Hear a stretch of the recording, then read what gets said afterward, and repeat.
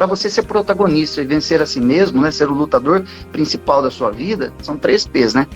Paciência, persistência e pontualidade. É preciso que você tenha muita paciência consigo, aprenda a se conhecer, que seja persistente e que seja pontual, que tenha uma pontualidade muito grande. Tudo tem um momento certo na vida. O protagonista vem do grego protos agonistes. Protos de principal, agonistes, aquele que luta por si.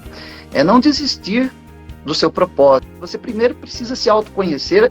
Tudo começa no autoconhecimento, né? Naquela máxima socrática, conheça-te a ti mesmo, né? Precisamos entender quais são os nossos recursos, as nossas potencialidades e, ao máximo, procurar eliminar as interferências.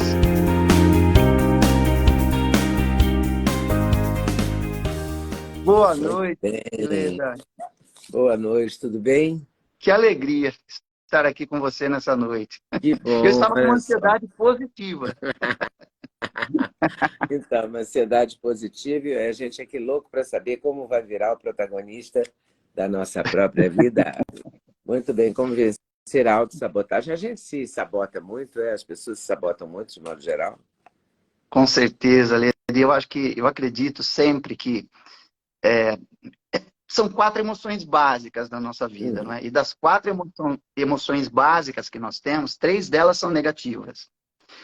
Medo é de berço, a raiva, por não ter uma provisão ali no berço, de repente, aí ficamos tristes, né? Tristeza, e de vez em quando ficamos alegres. Eu costumo dizer que, essencialmente, somos 75% emocionalmente negativos. Então, eu acredito que esse mecanismo de defesa, de autossabotagem, ele visa nos proteger de uma sensação de vulnerabilidade, de exposição. Proteger da gente mesmo. Mas como é que a gente vai conseguir dar a volta por cima e virar o protagonista da gente? A própria palavra protagonista já nos ensina, né? Protagonista vem do grego protos agonistes. Protos de principal, agonistes, aquele que luta por si. É não desistir do seu propósito, ou seja, você primeiro precisa se autoconhecer. Tudo começa no autoconhecimento, né? Naquela máxima socrática do que conheça-te a ti mesmo, né? Precisamos entender quais são os nossos recursos, as nossas potencialidades e, ao máximo, procurar eliminar as interferências que temos, primeiramente interna, na nossa psique, na nossa mente, nos nossos pensamentos, nos nossos sentimentos, e depois, logicamente, negociar nos ambientes e com as pessoas pelas quais nós passamos a maior parte do nosso tempo. E que muitas vezes, Leda, também nos sabotam. Ao tentar nos proteger, acabam aumentando a nossa autossabotagem, o nosso boicote pessoal. Então, é saber também com quem você anda. Então, é uma revisão intensa e interna também da sua vida, tá? E tem a ver com energia? Porque às vezes a gente anda com uma pessoa sem... Às vezes a pessoa nem quer mal a gente. Tem pessoas que querem mal a gente, sim, que torcem contra, que puxam para baixo, claro que tem. Mas às vezes a pessoa nem é do mal, mas ela é negativa, eu sei lá o que é, ela atrai a negação, e ela atrai o mal, a negatividade para você também. Tem muito isso, não tem? Tem esse lado. E tem um lado também, né, de somar essa potencialidade negativa, que muitas vezes você também já é um pouco pessimista, você já é um pouco mais introvertido, um pouco mais tímido, né? Eu, por exemplo, eu tive uma criação muito rigorosa, né? Pais rigorosos, pais um pouco inseguros, protetores demais. E eu me vi assim, andando com pessoas inseguras, fortalecia essa insegurança minha. Eu precisei, para você ter uma noção, depois de quase 40 anos de vida, encontrar uma pessoa, né, minha esposa, que é muito atrevida, muito extrovertida, que me liberou praticamente dessa introversão aqui e ficava me impulsionando. Vai, Edson, você consegue. E às vezes as pessoas podem te dar esse reforço, né, essa alavanca, essa mola propulsora que você precisa ter. Agora, para uma pessoa muito Tinha uma tímida, muito pessoa que insegura, dizia, não sei se era o Nelson Rodrigues, que a mulher ideal era uma mulher tropeção, porque ela fazia você tropeçar, né? Que tropeça, você vai para frente, a tendência é ir para frente. Eu sempre gostei dessa história, não sei direito a quem atribuir, mas é muito importante quando você encontra alguém que te estimula aí, né? Você vai, estimula. você vai E é muito Não forte isso. consigo. Quando a E pessoa ao não tem ninguém. contrário. E ao Mas quando a pessoa não contrário tem também. ninguém que estimule, ela faz como? E ao contrário também existe o lado oposto, né? A pessoa que te desestimula. É, nós somos seres emocionalmente negativos e temos também uma propensão de construirmos o nosso caráter embasado nas nossas raízes de temperamento. Por exemplo, se eu nasci numa família com um temperamento, você falou de energia, tá? Eu digo que é o temperamento. Temperamento tem muito a ver com Vamos fazer uma analogia, uma comparação. A palavra temperamento, Leda, com é, temperatura ou tempero, né? Pessoas que nascem um pouco mais calorosas, mais energéticas, e pessoas que nascem mais centradas, mais moderadas. E aí o Jung, né, psicólogo, ele tentou definir isso. As pessoas que são mais extrovertidas, elas falam sem pensar, efusivamente, e pessoas que são mais introvertidas, pensam muito para falar, e têm uma energia um pouco mais retraída, um temperamento um pouco mais retraído. Então, se você encontra pessoas que são semelhantes, e os semelhantes muitas vezes se atraem nos seus comportamentos e temperamentos, isso acaba se potencializando, né? Então, é preciso que você... É uma questão de momento, sabe? Eu costumo dizer que para você ser protagonista e vencer a si mesmo, né, ser o lutador principal da sua vida, é preciso que você tenha muita paciência consigo, aprenda a se conhecer, que seja persistente e que seja pontual, que tenha uma pontualidade muito grande. Tudo tem um momento certo na vida. São 3 P's, né? Paciência, persistência e pontualidade. Nada na nossa vida acontece de uma hora para outra, a não ser que seja, né, uma sorte, um acaso, e que você tenha talento para abraçar isso, não é, Leda? Nós sabemos que muitas pessoas têm talento, a oportunidade aparece e elas abraçam essa oportunidade e aí tem sucesso. Mas para você ir ao encontro das oportunidades é que é o problema. Você tem que vencer a si mesmo o tempo todo. Agora, tem no seu capítulo 15 os 5 pilares da motivação para o sucesso. A motivação é muito importante, né? O foco, a determinação. Isso faz a diferença na vida de uma pessoa, né? E isso também nos diz o que nos motiva, tá? Qual é a nossa necessidade de motivação também. E sempre pensando assim naquela pirâmide da teoria da motivação humana do Maslow, né? Algumas pessoas se movimentam por uma busca por segurança, por se sentirem seguros, protegidos, buscar por essa proteção. Eu, por exemplo, busco por segurança. Trabalho com conhecimento e preciso estar muito seguro daquilo que eu vou passar para o meu público, né? Estudar bastante, ter conhecimento. É uma família de pais muito simples, né? Um pai que era professor e uma mãe dona de casa que queria ser professora, mas não conseguiu. Então, assim, pais que me cobravam muito, né, pelo conhecimento, né? Outras pessoas buscam a motivação do reconhecimento, do aplauso. E nós vemos isso acontecendo no mundo moderno, não é, Neda? Você vê essa busca pela fama, né, pela celebridade, né, de ser celebridade, de ter fama a qualquer custo, e passe um rolo compressor, um compressor por cima das pessoas, das situações, e aí, às vezes, muitas vezes, até vem esse sucesso e a pessoa não consegue assumir isso, né? E a motivação pelo pertencimento também, a motivação por você pertencer a algo, a uma comunidade, a um grupo de pessoas. Então, nós somos seres sociais. Ninguém nasceu para ser uma ilha, tá? Então, nós buscamos por esse reconhecimento, por essa segurança e muitas vezes das pessoas que fazem parte da nossa vida, por esse pertencimento, pertencer a algo. A motivação, ela pode ser intrínseca, você pode ter um entusiasmo imediato, uma vontade, né, uma paixão muito grande por aquilo que você é, por aquilo que você faz.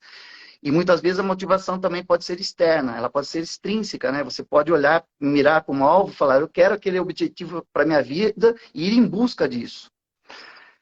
Então, E, assim, são fatores internos e externos de motivação. Sempre negociando com esses fatores também.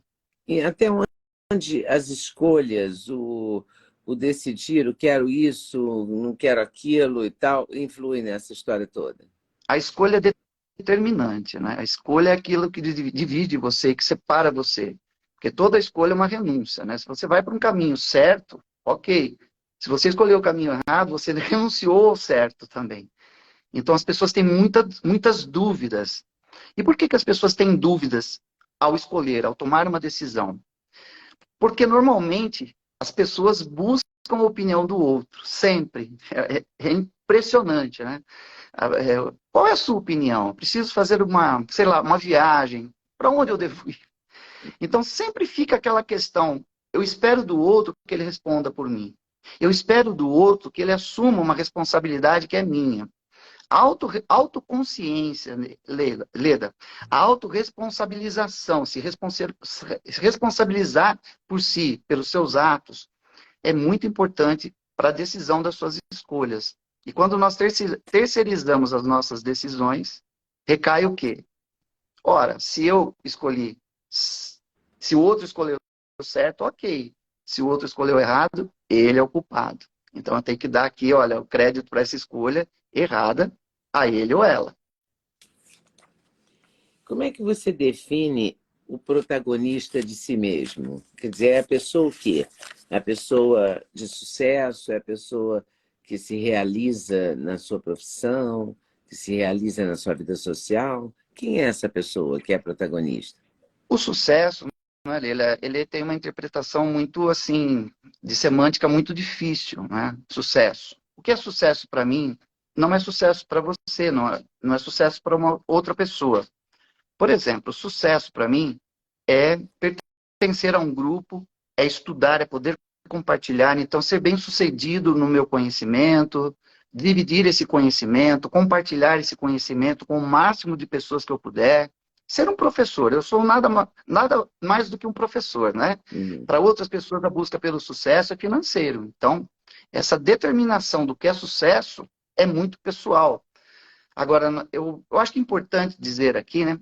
Quando a gente fala de ser um protagonista, é de não ser o coadjuvante, né? Não ficar esperando as coisas acontecerem, é se colocar à disposição, porque esse sucesso, ele não vem de uma hora para outra, ele tem que ser construído. É uma construção. E você tem que vencer vários obstáculos. Primeiro, você tem que vencer os seus medos. Você tem que saber qual é o seu limite em algumas situações. Pessoas desesperadas tomam atitudes desesperadas, não é? Por outro lado, também, né? Se você estende muito a busca pelo seu sucesso, você começa a dar desculpas para si, procrastinar, deixa para depois, amanhã eu penso nisso. Vencer as crenças que são limitantes, os pensamentos que já são disfuncionais na sua vida, né? Eu venho, assim, de pensamentos disfuncionais do tipo, a vida não é fácil, tudo é difícil. Então, quando você erra, quando você falha, que desculpa que você dá? Olha, eu errei, eu falhei, porque a vida não é fácil. Não deu certo, não tinha que dar certo para mim. E você começa a colocar esse tipo de pensamento. Talvez eu não seja bom o suficiente, deu errado. Porque talvez eu não seja bom o suficiente. E aí você começa num processo de culpabilização, de vitimização, de fazer vítima de si, vitimismo. O que é pior é que quando você se culpa e você se vitimiza, as pessoas se aproximam de você. Não, coitado, olha, não, a vida não é... É assim mesmo. E aí aumenta o mecanismo de autossabotagem. Quanto mais protegido você se sente dentro das suas desculpas, mais aumenta a sua autossabotagem. Então, outras pessoas, Leda, têm a necessidade de ter o controle de tudo na vida dela. E você sabe que, às vezes, para obter um sucesso, você precisa se descontrolar um pouco, você precisa sair um pouco fora da linha. Você precisa fazer coisas diferentes, coisas que você não faz usualmente. E é um desafio, é um desafio. Há uma dicotomia também, um dilema muito grande entre eu achar que o desafio é maior do que o meu recurso. O desafio que eu tenho é muito grande, é maior do que os recursos que eu tenho, do que as minhas competências. E isso pode desequilibrar você na busca pelo seu sucesso. E você pode ficar cada vez mais afastado de conquistar os seus objetivos. Você fala também de momentos de decisão. São os momentos mais difíceis, né? Que você tem que falar, eu quero isso, não quero aquilo, eu vou fazer assim, não vou fazer assim. O que norteia essas escolhas? As escolhas podem ser determinadas muitas vezes por mecanismos inconscientes. Você pode tomar uma escolha totalmente baseada num modelo que você tem de vida, né? Agora a gente precisa falar um pouquinho de psicanálise aqui. O Freud definia escolhas por objeto e escolhas narcísicas, tá? Escolhas por objeto. Puxa vida. E agora eu elogio para você mesmo, Leda. Nossa, eu admiro a Leda Nagli. Para mim, ela é um ícone da comunicação, do jornalismo, da imprensa brasileira. Eu posso escolher você como modelo, modelar você. E falar assim, nossa, eu escolho esse objeto e modelo, né? Siga os seus passos. Não tem nada a ver com stalker, nada a ver disso, tá? Uhum. Tem a ver com seguir por admiração. Escolha pelo objeto pai e mãe. Posso escolher ou posso ser uma escolha narcísica. Rejeitar esse modelo na minha vida. Esse modelo não é bom para mim. Escolhas, elas são mecanismos inconscientes que se tornam conscientes justamente no momento em que você decide, tá? Então é o seguinte, se eu me basear em alguns modelos de comunicação, de comunicadores que eu tenho, por exemplo, Silvio Santos, para mim um modelo de comunicador, para mim talvez um dos maiores do mundo, Silvio Santos. Olha, esse pensador aqui, esse filósofo, tem um intelecto, tem um conhecimento, olha como ele transmite, admirar o outro, não invejar. Essa escolha é feita por objeto, por modelo, por modelagem. Uma outra escolha, sim, é justamente você romper com tudo isso. A escolha narcísica, seguir o seu ego. Muitas pessoas escolhem por ímpeto, por decisão própria, e assumem os próprios riscos dessa decisão. Mas a pessoa narcisista, ela não consegue compartilhar, né? Não consegue. E ela assume realmente a sua responsabilidade, o ônus e o bônus pelas suas escolhas. Então, é uma pessoa narcísica. O que ela pensa? Uma pessoa egóica, egocêntrica. Tudo tem que girar ao redor dela. E nós temos visto, né, no mundo algumas pessoas muito narcísicas, né, e não aceitam, né, interferência do outro. Não são pessoas empáticas, não são pessoas que dividem também o seu sucesso. Não são pessoas altruístas, generosas, que compartilham, né, seus resultados. Não compartilham, não é, ensinamentos, aprendizados que tiveram com sucesso e guardam para si. Mas tem um tipo narcísico que eu acho que está muito recorrente, que é o tipo que finge que é empático, sabe? Que faz o discurso do politicamente correto, mas é egóico total, entendeu? É o lobo, né, o lobo em pele de cordeiro, né, nós dizemos. Né? Não tem a Então, pessoa que está conversando com você, está te contando, você conta uma história, sei lá, estou morrendo de dor na coluna, você não faz a ideia da dor que eu tenho, e começa uma história, não é? Eu estou falando um exemplo bem rasteiro mesmo, mas é nesse sentido que eu queria ir, das pessoas que não conseguem admitir o protagonismo, não conseguem contracenar, não é admitir o protagonismo do outro, é não conseguir contracenar. não consegue dividir, né, essa cena, esse cenário. Ó, Não estamos consegue juntos, contracenar, só eu consegue tenho que ser roubar a eu. cena. Ela fala mais alto, ela grita, ela tende a... Não é só a ideia Exato, dela exato. vale, é uma coisa meio angustiante também, né? É, eu vejo muito em empresas, em organizações, né, líderes que compartilham cadeiras, né, lado a lado, e essa disputa que existe de egos, né, chega a ser uma disputa infantil, né, a pessoa fica infantilizada, ela fica totalmente, né, infantilizada, porque o ego está mandando, é uma disputa, é como se fosse dois filhos, duas crianças disputando por um doce, né, que só tem esse doce aqui e não sabe repartir o doce. Os adultos fazem isso também. Então, isso é muito interessante o que você disse. E, às vezes, nós vemos isso ao vivo e em cores, né? No cenário político, muitas vezes, no cenário televisivo, no mundo No da celebridade, cenário né? das celebridades, eu Na estou achando que está política muito brasileira, evidente. Na política brasileira, nem com se certeza. fala, né, Mas na Bia? política brasileira tem uma coisa do umbigo, né? A pessoa só pensa no próprio umbigo, né? Então, assim, em 2020, ela pensa na eleição de 22, em 22, em 23 ela já está pensando em 26, porque ela só pensa em como ela vai, né, E é vencer aquele... totalmente egocêntrico, não se constrói nada junto, não se dá continuidade em Pois nada. é, Começa de um jeito, depois muda-se do cenário político, desfaz tudo que foi feito, vamos reiniciar, reiniciar continuamente, justamente por uma atitude egocêntrica. eu fico muito impressionada com as obras, como é que as pessoas demonstram isso em obras, né?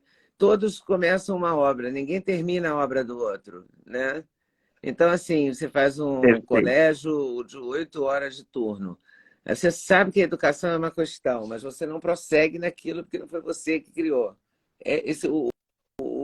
Essa coisa perpassa, né, a política, a vida, o amor, Perpassa, qualquer perpassa situação. todas as áreas.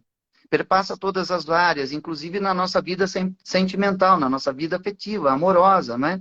Tornar-se um protagonista também é assumir a si e assumir o outro também Pois nesse relacionamento, né? eu queria que você explicasse um pouco como é que a pessoa se torna protagonista e contracena, entendeu? E ela não fica egoísta ou egóica, ou sei lá o quê, entendeu? Muito boa a pergunta que você está fazendo para mim, porque eu vejo o seguinte, né? No mundo em que as pessoas estão cada vez mais individualistas, Leda, e o mundo se tornou muito individualista no advento aí da pandemia que nós tivemos. As pessoas se retraíram muito. Estava falando hoje para um grupo de secretários de educação do município do estado de São Paulo, na Unicamp, tá? Justamente sobre isso. Entramos nessa pergunta aqui. O que aconteceu com as pessoas depois da pandemia? Por que as pessoas se retraíram tanto? Porque nunca tiveram tanto medo assim de uma situação. O medo dominou as pessoas. E algumas pessoas deixaram-se dominar pelo medo, não é? Deixando-se dominar pelo medo, as pessoas se tornaram mais individualistas. Deixaram de confiar em si e nos outros. Tá? Deixaram de confiar em si e nos outros. Numa relação a dois, ou num relacionamento afetivo, sempre é preciso ter três fatores, tá? Confiança no outro, uma cumplicidade, saber que você pode errar e o outro erra também, e um compromisso, assumir um compromisso mútuo. Tornando-se individual, olha o que aconteceu dentro da pandemia, Leda. Casais se separando. Jovens saindo das empresas, né? Muitos jovens tendo demissão em massa, né? Houve uma grande resignação, né? The Great Resignation, que é a grande demissão que ocorreu no mundo, para não voltar para o ambiente de trabalho. Por quê? As pessoas desconfiaram muito uma das outras. Eu posso ter aqui, dentro da minha casa, hoje, uma pessoa que está, por exemplo, representando, né, psiquicamente esse vírus. Aí teve uma participante que relatou o seguinte: estávamos né, conversando com uma amiga, e essa amiga tinha uma posição de se cuidar, ficar dentro de casa, mas o marido precisava sair para trabalhar, Leda. O marido sai para trabalhar. Quando ele volta, o que acontece? Contamina o ambiente. Essa contaminação ficou na nossa mente, de uma certa forma. Eu posso ser contaminado pelo outro. Isso aqui ficou na nossa psique. Vai ser O difícil. outro virou uma ameaça, né? O outro ficou uma ameaça. E o que nós fazemos com uma ameaça? Quando sentimos medo, quando nos sentimos desprotegidos diante do outro, nós queremos eliminar essa ameaça, afastar a qualquer custo. Por isso que muitas vezes, uma pessoa que está tendo sucesso, ela pode encarar o outro como uma ameaça ao sucesso dela, e não como uma soma. E não há essa divisão, não há essa multiplicação, essa soma de talentos, né? Então eu encaro como uma ameaça. Ele pode me ameaçar, ele pode tirar o meu lugar de uma hora para outra. A pandemia reforçou esse sentimento nas pessoas. Reforçou muito. Nunca se teve tanto assédio, nunca se teve tanta violência doméstica, nunca se teve tanto medo de se conviver com uma outra pessoa.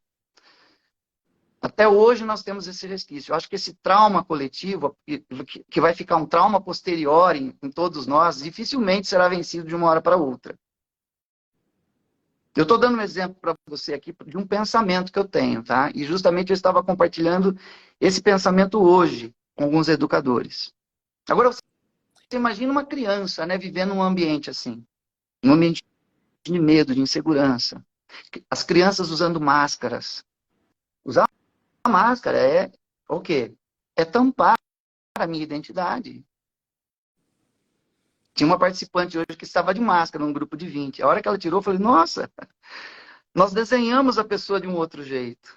Nós fazemos o desenho de uma pessoa de um outro jeito quando a pessoa está de máscara. E a máscara também protege. Olha que interessante. Máscara tem a ver com personalidade, persona. Máscara que você usa para se proteger do mundo. Máscara tá? é uma Metaforicamente. Mas eu fico muito impressionada com quem está usando máscara até hoje. Eu acho que é uma pessoa que não saiu da pandemia, ela por ela mesma, sabe? Ela Ela permanece ficou. naquele, né? Ela tem medo lá, agora ela está com medo de tudo, o medo lá de fora. Aí ela se tapa inteira, porque não tem sentido você usar máscara agora. Quer dizer, teria sentido se você tivesse resfriado, espirrando, tossindo. Aí você não vai ficar julgando aquela coisa no outro, mas de modo geral, a pessoa está saudável, não tem nada, não tem ninguém doente em volta e ela está de máscara. O É muito maior medo, estranho. o maior medo do ser humano, Leda, é o medo da exposição, de ficar exposto a uma situação e se sentir fragilizado. E o que aconteceu conosco naqueles 2 anos? Nós ficamos expostos a um vírus totalmente desconhecido, que tinha uma potência enorme, letal, e ficamos fragilizados e impotentes diante dessa situação. Isso está aqui, ó, na cabeça, eu acredito, na cabeça da maioria das pessoas hoje ainda. Então, quando uma pessoa ainda usa uma máscara, é um resquício daquilo. Você falou exatamente o pensamento que essa pessoa tem. É um resquício dessa memória afetiva negativa que ela teve daquele momento da vida dela. Que E coisa aí, difícil, né? Porque como é que ela vai sair disso, né? a gente pode agora fazer aqui um link com a nossa persona, a máscara que nós usamos todos os dias, a nossa personalidade, o que nós apresentamos para o mundo. Eu aqui hoje estou usando uma máscara de entrevistado. Eu estou com o coração aqui, viu, Veda, com você. Para com isso, Estou para aqui com isso. muito assim, ansioso, assim, muito feliz ao mesmo tempo. E assim, eu te admiro muito, tá? Sério Imagina. mesmo. Eu te admiro muito e eu acho assim, as pessoas utilizam essas máscaras para se proteger, né? Para se proteger. E essa máscara que nós utilizamos na nossa personalidade, ela cria muitas vezes um avatar, uma figura fictícia que protege. Esse mundo que nós vivemos hoje digital está cheio de avatares. Eu, por exemplo, eu tenho uma performance em público, Leda, você não tem noção, diante de um público, interagindo com as pessoas, eu sou uma outra pessoa. Aqui eu fico inibido, eu fico inseguro, eu não consigo fazer uma live sozinho, não consigo. Não consigo, eu tenho que ter alguém para interagir comigo.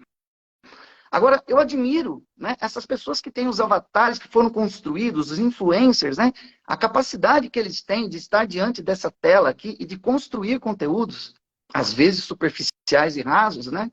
Mas, enfim, constroem um conteúdo com uma facilidade, né?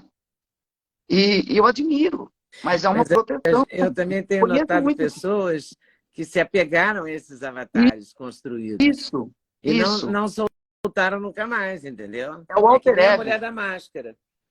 Aí ela Isso. precisa do avatar que ela criou para ser essa pessoa sociável, agradável, simpática, positiva, politicamente correta. Ela criou um avatar. Mas Isso. ela não se desapega daquele avatar. Então a vida real e ela não se dão mais, entendeu? É Se exatamente. perderam.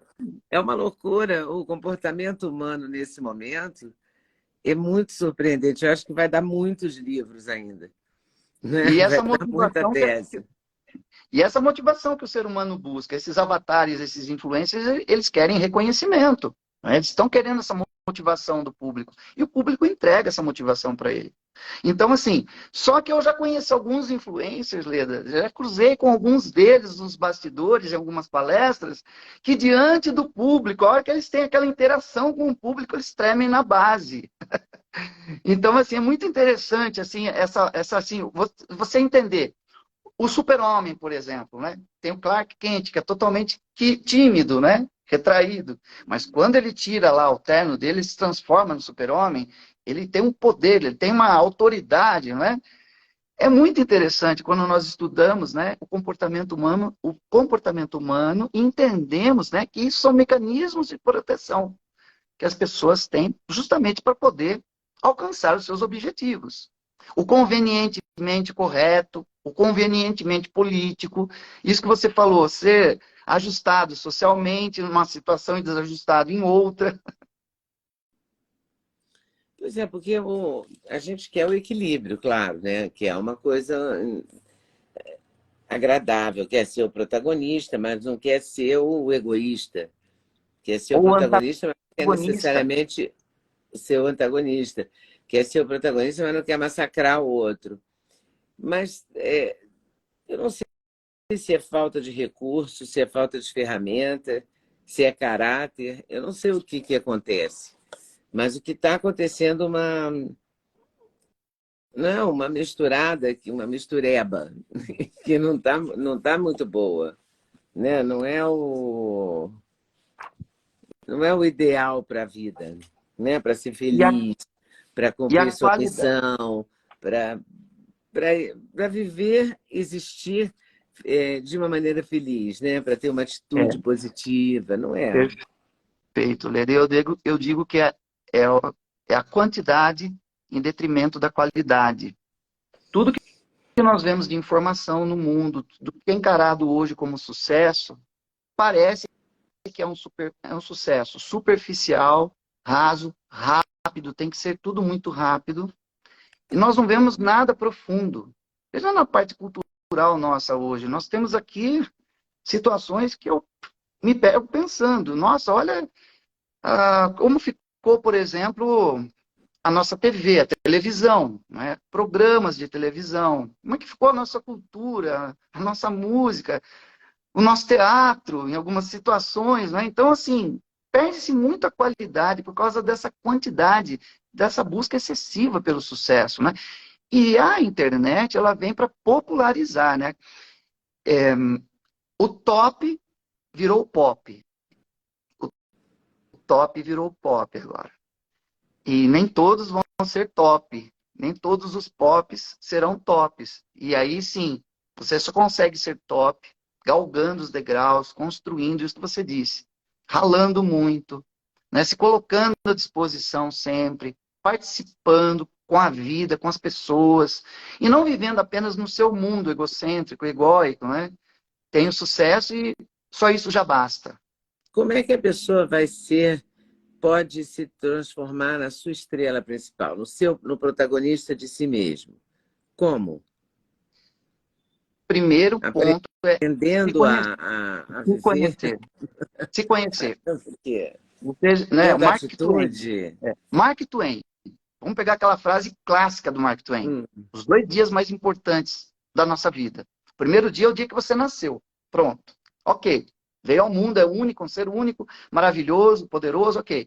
Mas o segundo dia, o mais importante talvez, é o dia que você descobre o porquê você veio. Você tem que dar um sentido para a sua vida. E nós chamamos esse sentido de propósito. Propósito, tá? É uma construção, Leda, tá? Crenças que você tem, que funcionam, que se transformam em valores. Eu acreditei durante muito tempo na minha infância que estudar era importante, porque quanto mais eu estudava, minha mãe falava muito isso para mim: filho, estuda, estuda bastante, que quanto mais você estudar, mais sucesso você vai ter. Filho de um pai professor que cobrava as minhas notas. Por exemplo, estou falando de uma criança tímida, introvertida, que vivia dentro do quarto estudando. De tanto que isso foi falado e repetido e contextualizado na minha vida, Leda, essa crença, eu digo que a crença é a mãe do valor, se transformou num valor para mim. Conhecimento é um valor muito sério na minha vida, ele norteia a minha vida. Eu demorei para criar essa construção e para entender esse mecanismo. Crenças e valores muito bem alinhados. As nossas atitudes e os nossos comportamentos também, porque a atitude é um plano atitudinal de impulso. É querer fazer algo, mas não é agir. Não é comunicar, não é interagir, não é fazer ainda. É apenas um querer. Então, minha proposta atitudinal de vida. Quero estudar para poder compartilhar cada vez mais o que eu sei com pessoas que são semelhantes. Os semelhantes se atraem também. E quando você tem crenças, valores, atitude, o seu comportamento acompanha tudo isso, você constrói uma identidade social, Leda. A minha identidade social bem definida, eu te digo, eu sou um professor, eu repasso conteúdo, eu sou um escritor, sou um palestrante, tá? Isso me dá um propósito. Qual é o meu propósito de vida? Por que eu me levanto todos os dias de manhã? Porque eu quero compartilhar tudo o que eu puder com as pessoas que cruzarem o meu caminho. Eu estudo para poder compartilhar. Eu sou um professor. Esse é o meu propósito. E como é que eu sou bem-sucedido? Quando eu recebo um feedback, quando eu recebo um reconhecimento, quando eu me sinto seguro diante das pessoas e que as pessoas me agradecem. Isso é ser bem-sucedido naquilo que você construiu. Então, ter um propósito muito bem definido, que é o porquê, vai determinar o como você vai chegar lá. E aí é traçar um planejamento e seguir esse planejamento à risca, Leta. Tá? Seguir esse planejamento à risca. Porque se você falhar em planejar, você planeja falhar. Não tem como. Então, é autoconsciência no primeiro momento de si, autoconhecimento, autoconsciência, e assumir essa responsabilidade de ser o protagonista da sua vida, da sua carreira, daquilo que você, do que você escolheu para a sua vida. E reavaliar suas crenças. E reavaliar sempre aquilo que você acredita, porque uma crença é mutável, ela muda de um dia para a noite. Às vezes, um trauma que acontece na nossa vida. Veja bem, eu fiquei 2 anos enclausurado, sem trabalho, sem palestrar. Eu tive que rever toda a minha vida. Começar com online, me tornar aqui um comunicador digital também, ir para a plataforma, reaprender. Né? Alvin Toffler, né? O analfabeto do século XXI, não é aquele que não sabe ler e escrever, mas aquele que não sabe aprender, desaprender e reaprender algo novo todos os dias. Então, assim, eu me vejo, sim, como um analfabeto do século XXI. Então, isso me espanta muito. Toda essa tecnologia, toda essa onda digital, revolução industrial. Então, eu sou um apaixonado por conhecimento. E eu te digo, Leda, o que você aprende hoje, amanhã não tem mais validade nenhuma nesse mundo aqui. Nenhuma. Você tem que estar disposto a aprender todo dia, né? Todo dia. Todo dia algo novo. Todo dia. Mas eu acho que é aprender e é reaprender. Isso. É Aprender, mutativa, né? desaprender e reaprender. Aprende, desaprende e reaprende. O tempo todo. Eternos aprendizes da vida. É bonito de se falar, mas é difícil de É se difícil, viver. é difícil, é difícil. E aí, como eu me pego de manhã todos os dias? Com que tipo de pensamento você acredita? Levanto todos os dias de manhã com esse pensamento disfuncional. Nossa, estou inseguro. Eu sou inseguro, eu sou tímido, mas eu preciso vencer isso todos os dias. Eu tenho que negociar comigo todos os dias quando eu me levanto de manhã. Por isso que o primeiro momento, quando você acorda, é aquela percepção de que você tem. Acordei, estou bem, estou vivo, estou respirando, os passarinhos estão cantando, está chovendo, os carros estão passando na avenida. Qual é o primeiro pensamento que pega você desavisado logo de manhã? Nossa, hoje esse dia vai ser muito desafiador. Talvez eu não tenha os recursos necessários, talvez eu não seja bom o suficiente. Esses pensamentos ficam aqui. E a gente faz o Prolongando que na com mente. eles? Expulsa? É aí que tá. Você não pode expulsá-los, você precisa aceitá-los. Eles existem porque eles têm uma função na sua vida. Proteger você de algo. Proteger de uma exposição. Também E te aí o que provocar, acontece? né? Ele te provoca. Ele te provoca. Leda, 3 propostas do medo. O que o medo faz na nossa vida? 3 propostas de atitude. As 3 começam com a letra E. O medo causa estagnação. Você fica paralisado diante do medo, de uma situação. Paralisado. O medo pode te causar também uma evasão. Eu posso sair correndo. Eu posso tentar fugir desse medo. Fugir da situação. Ao invés de assumir, eu quero sumir da situação. Ou, o mais importante, Leda, é o enfrentamento. Esse é o mais importante. E aí você pode vencer esse medo com um enfrentamento radical, um tratamento de choque. Ou você pode enfrentar esse medo de forma moderada, em doses homeopáticas. Primeira vez que eu fui para os Estados Unidos, eu tinha 45 anos de idade, e fui com os meus filhos e fomos para Tampa, onde tem as maiores montanhas russas do mundo, né? Você conhece, né? Tampa, na Flórida. Tinha uma montanha russa lá, Leda, que tinha 72 metros de altura, que você subia 90 graus deitado e com queda vertical. Eu tenho pavor de altura, pavor de altura. Pavor de altura.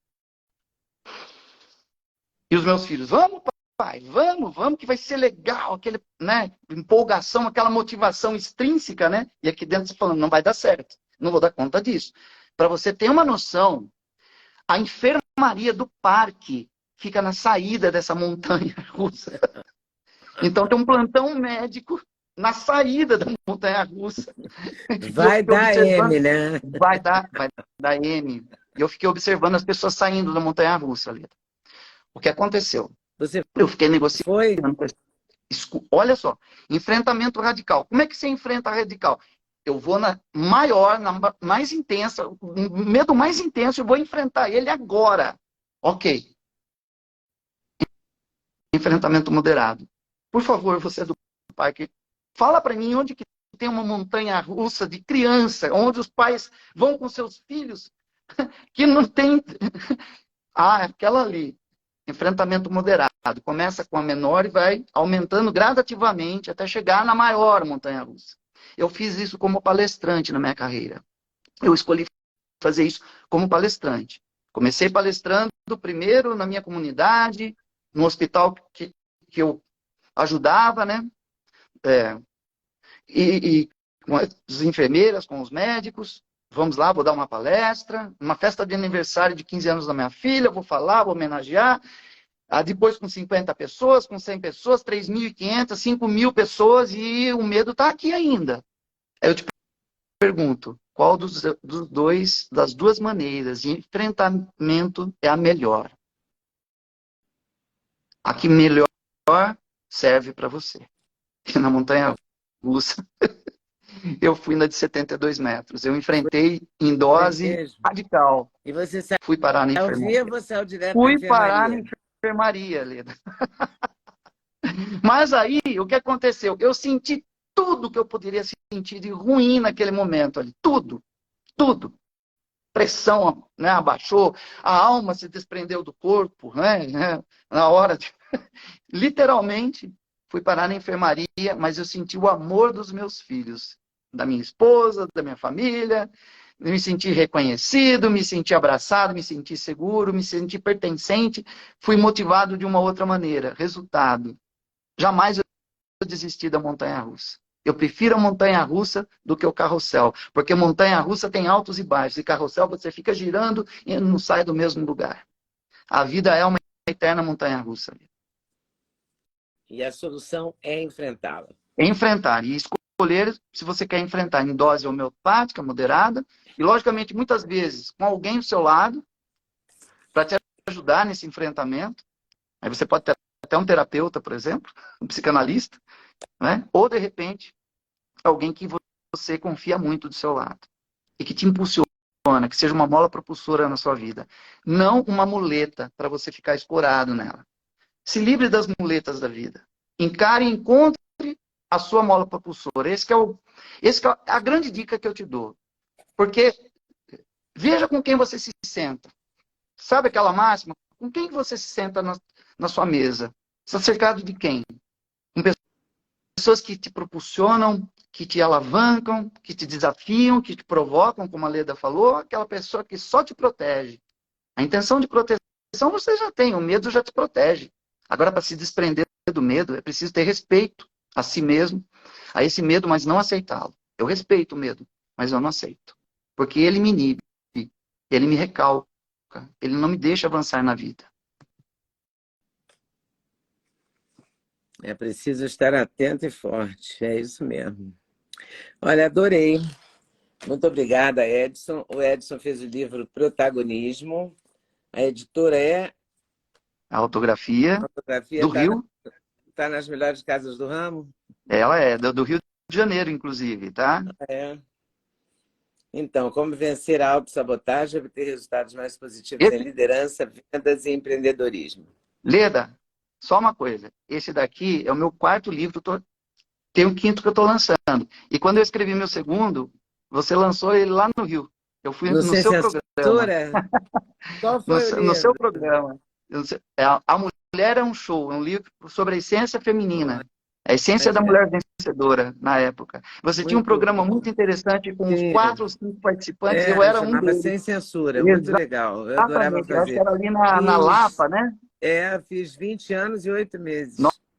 Nossa, E eu já qual vai ser o próximo livro? há muitos anos, viu? Qual vai ser o próximo livro? Agora, o próximo livro é sobre qualidade de vida. É bem-estar, bem viver, chama. Tá bom. É psicologia positiva aplicada para a vida. Tá certo. Então, até o próximo livro.